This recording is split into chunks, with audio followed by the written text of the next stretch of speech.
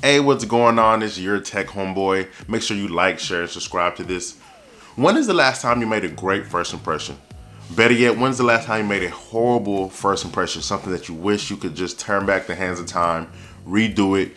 Maybe you met somebody or you were greeted poorly and it just came off wrong. Everything was sour and just messed everything up.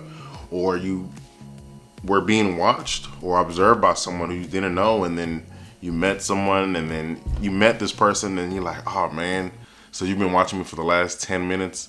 Like, I'm sure all of us have been in that situation. Now, we all know about the power of first impressions. They're huge. They say you can never get a second one, which is true. I recently had an experience of an opportunity, an opportunity, I would call it, to have a horrible first impression.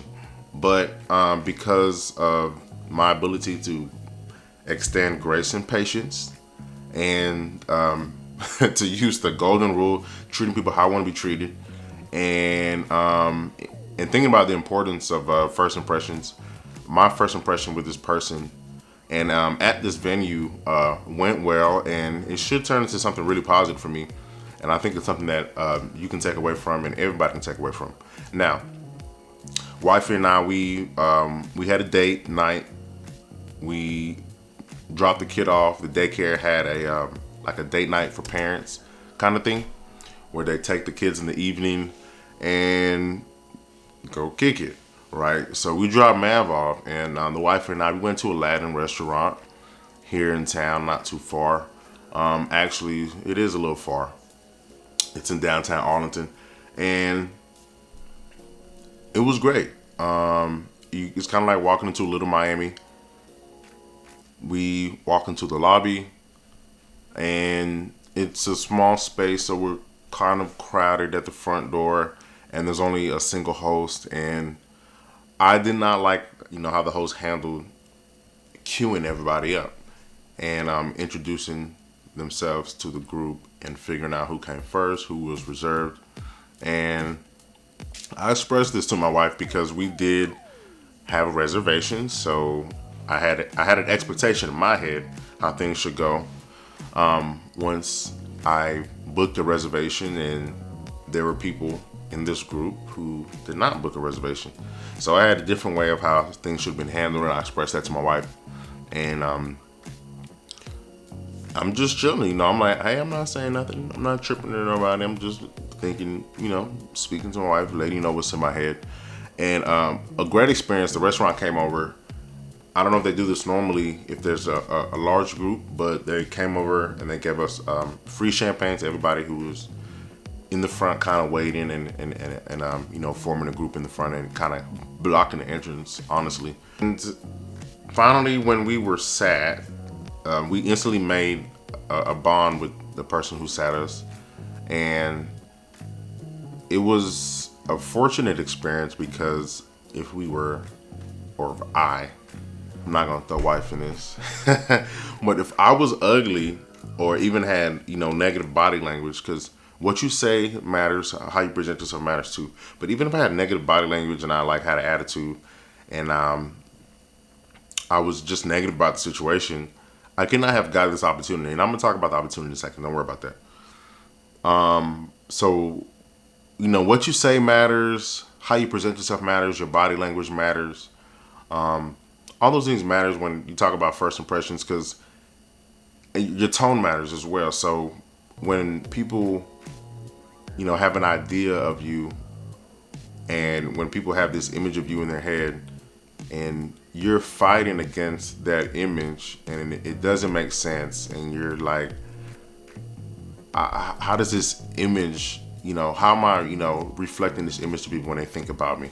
Whether you're lazy, whether you can't be, dependent upon, whether you are untrustworthy, whatever image that you're kind of fighting and kind of working on people to not view you as and to perceive you as, it can be because of how you present yourself or your body language, and not only what you say, but the tone and how you say things. I'm sure everybody's had the conversation with their partner or their kid. That's horrible. right? To be like, you've had the same conversation with your partner as your kid. But I'm sure we've all had this conversation where we tell people it's not what you said, it's how you said it. It's huge, right? But body language and how you present yourself is huge also. When we think about first impressions too, we can think about bias and how we perceive people, and even a lot of us have subconscious ideas on who we are, who we identify as, what we represent. We have an idea that everyone will receive me or interpret me this way. You may have a lot of tattoos or piercings, and you may be subconscious about it. And even though you're proud that you may have those things, you may be subconscious and think that, well, everyone, when I present myself, is gonna receive me this way. You may go into a church and think, man, I really do want to try the church in my community, but I know when I go in this way, people will perceive me this way for sure. And so we kind of walk around with that aura, and then sometimes when the reality doesn't match what we had in our head, it can kind of be jarring, right? So me and the wife, we're black, obviously, and this restaurant is mostly white people. A lot of white women too. My wife kept joking that the moms are out tonight. They dropped the kids off somewhere. And automatically, you're kind of subconscious that, like, okay, it's not too many black people here. A, is the food good, right? But B, how would it look if I trip right now? Like, if I have an issue with the host who's also black, I didn't express that detail earlier, but this person was also black. But if I have an issue with the host, what would it look like right now if I trip with this person, right? Because there's other people waiting, and out of the 3 groups that were waiting, two of the groups had a reservation, myself and another person, and then the third group did not have a reservation. So what would it look like if I'm the only one who's tripping about what's going on right now? And not only that, but like,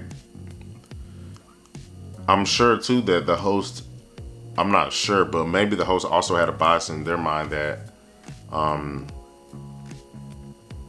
let me, treat these people a certain way, because I know how black people can get when it comes to being patient or being sat down, or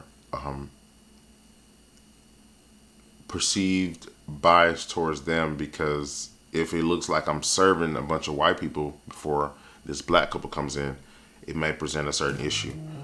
And I do think, maybe if you're listening, you're like, man, that's a little bit too deep. You'll actually be surprised. There is a lot of psychological and like sociological dynamics that are going on in such a simple interaction, such as walking into a restaurant and waiting to be sat. Absolutely, for sure. And I'm sure that a lot of you listening on the other side, and you're like, yeah, there definitely are a lot of different dynamics to consider. So first impressions matter when it comes to, or what impacts first impressions is what you say, the tone of what you say, how you present yourself, externally to the world, how people perceive you, and vice versa, your biases towards people and vice versa. All those things impact first impressions.